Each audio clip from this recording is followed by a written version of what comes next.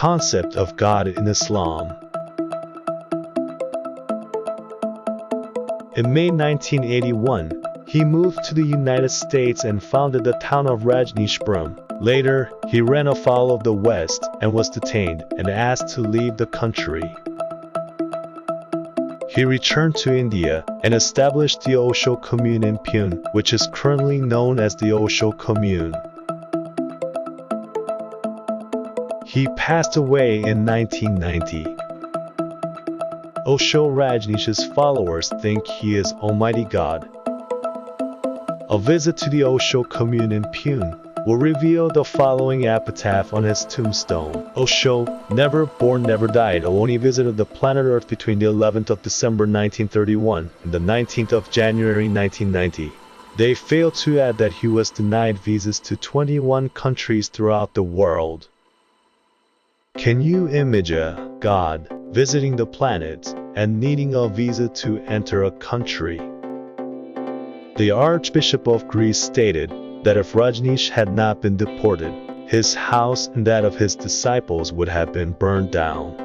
The fourth and most demanding requirement is, there is none like unto him. When you can envision or compare God to anything, he, the contender for divinity, is not God. It is impossible to imagine the one true God in your mind. Rajneesh was a person with a white flowing beard, as we know. He had 2 eyes, 2 ears, 1 nose, and 1 mouth. Rajneesh photographs and posters are widely accessible. He is not God the instant you can fathom what he is. Many people are inclined to draw anthropomorphic parallels between the guy who was granted the title of Mr. Universe, the strongest man in the world. What is the last comment to this portion of acid test? Except for the actual God, no one can pass this test. What name do we give to God?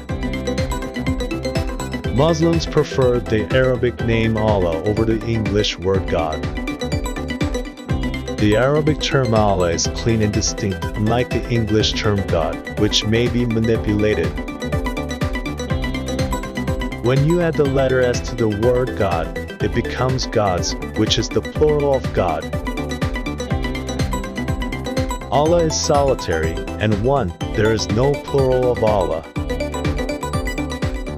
When you add this to the word God, you get goddess, which is a feminine god.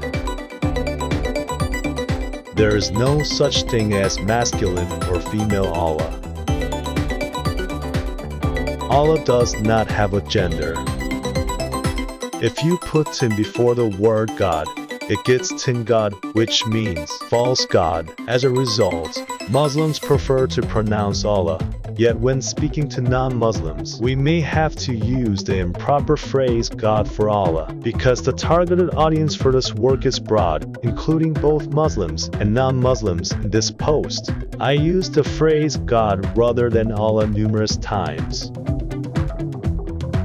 God does not take on the form of a human being. Some question that since God can accomplish anything, why couldn't he adopt human form? God has the ability to become a human person if he so desires. But then he is no longer God, since the attributes of God and human people are in many ways incompatible. The next paragraphs will demonstrate the folly of God becoming a human person. God is eternal, whilst humans are mortal. A God-man, an immortal creature, cannot exist at the same time and in the same entity. To be continued. Don't forget to subscribe our channel for latest updates.